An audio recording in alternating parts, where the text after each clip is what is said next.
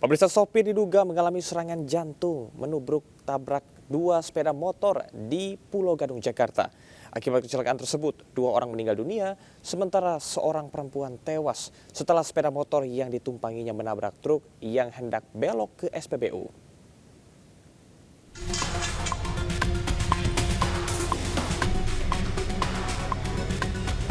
Kecelakaan beruntun antara sebuah minibus dan dua sepeda motor terjadi di depan pos polisi pemuda, Jalan Pemuda Rawamangun, Pulau Gadung. Kecelakaan bermula ketika minibus yang dikemudikan Puryanto, 46 tahun, melaju dari arah Balai Pustaka tiba-tiba terkena serangan jantung hingga hilang kendali dan menabrak sepeda motor yang berada di depannya yang sedang berhenti di lampu lalu lintas. Insiden ini menyebabkan pengemudi minibus dan seorang pengemudi ojek online tewas. Kedua jasad dibawa ke Rumah Sakit Polri Kramat Jati. Di Jakarta, Rio Manik melaporkan.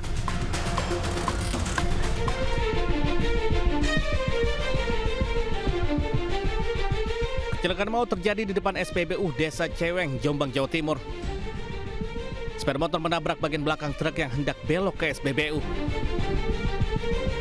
Akibatnya, dua orang yang berboncengan sepeda motor terbanting ke aspal. Satu orang atas nama Nur Aini, 34 tahun tewas, sementara pria yang memboncenginya, Thomas, 36 tahun kondisinya kritis. Kedua korban langsung dievakuasi oleh petugas ke RSUD Jombang. Polisi kini masih memburu sopir truk yang terlibat kecelakaan tersebut. Dari Jombang, Jawa Timur, Mukhtar Bagus, iNews melaporkan. Pemirsa, ayah dan anak tewas akibat kebakaran yang menghanguskan sebuah bengkel di Tarogong Kidul, Garut, Jawa Barat. Sementara satu orang terluka akibat ledakan tabung gas di sebuah rumah kontrakan di Bekasi, Jawa Barat.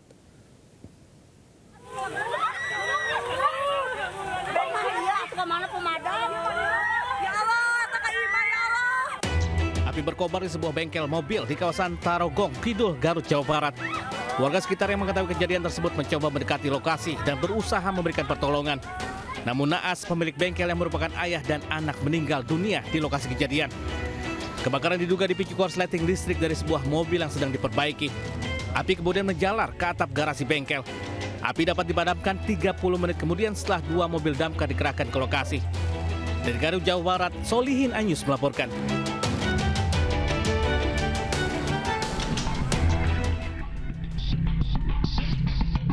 Ledakan keras mengejutkan warga desa Sukaresmi, Cikarang Selatan, Kabupaten Bekasi, Jawa Barat. Warga sempat panik dan berhamburan untuk menyelamatkan diri. Diduga kebocoran gas 3 kg memicu insiden ini. Sebelum ledakan, sejumlah warga mencium aroma gas menyengat. Akibat peristiwa itu, satu orang penghuni rumah kontrakan luka bakar serius. Selain itu, 4 bangunan rumah kontrakan rusak parah. Polisi yang tiba di lokasi langsung melakukan olah tempat kejadian perkara dan memeriksa sejumlah saksi di lokasi. Dan keluar sekalian mau ke apotek, terjadilah ledakan mas di depan muka saya langsung gitu. Terus habis itu ya percikan kayak kaca, asbes sama semen ya kena sama. Saat ini peristiwa penyebab pasti meledaknya tabung gas ukuran 3 kg tersebut masih dalam penyelidikan petugas kepolisian Polsek Cikarang Selatan dan Mapolres Metro Bekasi. Dari Kabupaten Bekasi, Jawa Barat, Didit Yunaidi, iNews melaporkan.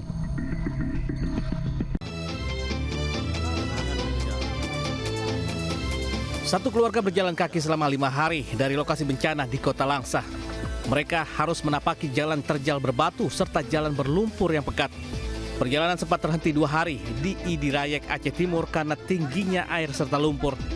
Setelah banjir surut, mereka kembali melanjutkan perjalanan, akhirnya mencapai Kabupaten Benar Meriah.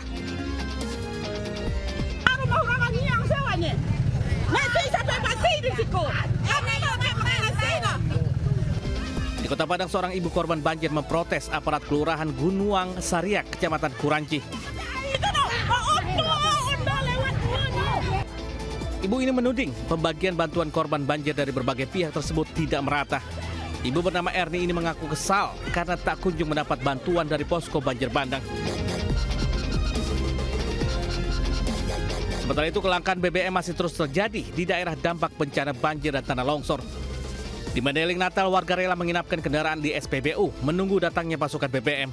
Meski pasokan BBM belum tiba, namun warga sudah menyerbu SPBU. Alasannya agar mereka bisa mendapat antrian terdepan dan mendapatkan BBM yang kini sulit didapat. Tim Liputan iNews melaporkan. Selebgram Lisa Mariana ditangkap anggota Polda Jabar setelah mangkir 2 kali panggilan polisi terkait dengan kasus video asusila. Sementara seorang ibu menangis meminta anaknya dibebaskan dalam kasus penjarahan di rumah selebriti yang juga anggota DPR, Uya Kuya.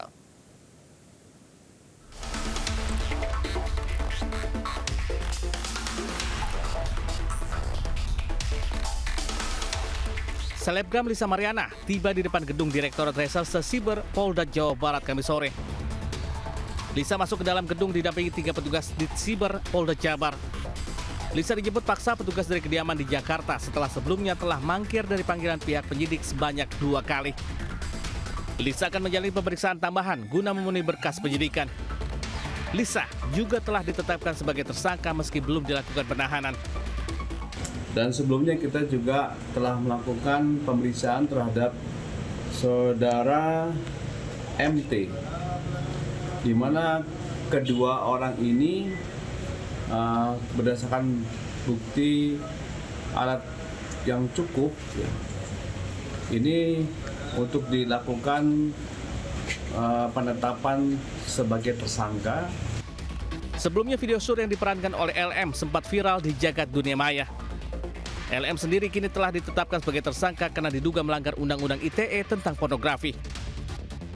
Dari Kota Bandung, Jawa Barat, Yuan Pangestu, iNews melaporkan.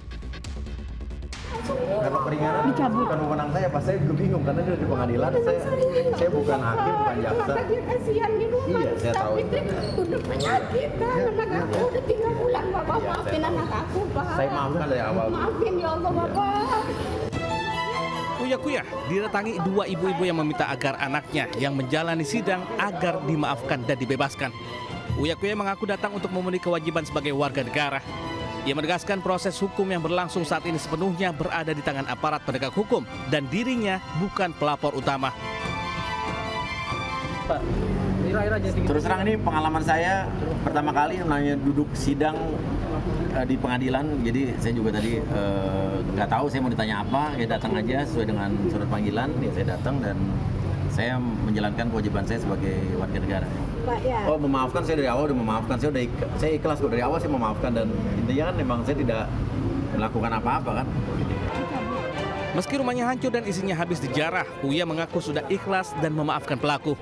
Uya mengaku total kerugian yang dialami mencapai 7 miliar rupiah. Meski tidak ingin para terdakwa dihukum berat, Uya menyebut putusan akhir tetap berada di tangan majelis hakim. Tim Liputan iNews melaporkan. Tengah asyik berendam di Curug Seribu di kawasan Taman Nasional Gunung Halimun Salak, Bogor, 5 wanita terjebak di tengah derasnya sungai. Proses evakuasi oleh damkar dilakukan selama lebih dari 1 jam.